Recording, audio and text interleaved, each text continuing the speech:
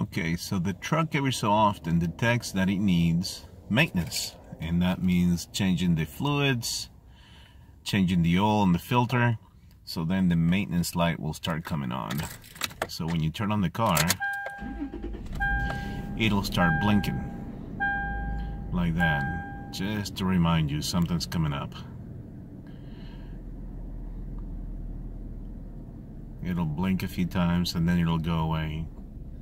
After a few more miles go by, then the maintenance light will come on and will stay on. So then we'll show you how to get rid of that. Okay guys, so a few days have gone by, and now when the maintenance light started flashing, it gave me the prompt to go change the oil and check all the fluids, which I did. And after a few days, the maintenance light stayed on. So now we have to reset it. The first thing you need to make sure is that your display on your cluster is reading odometer.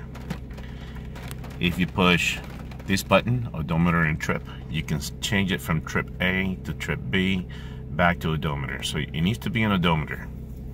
Back you have it, when you have it there, you turn off the car. So you're going to turn it off, all the way to off. And then you're going to push the reset key.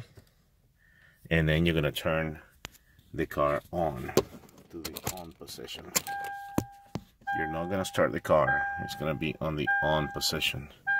And the maintenance light will start flashing and then it will go off.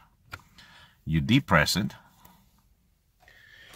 You turn the car off and then you start it on again. And now the maintenance light is reset.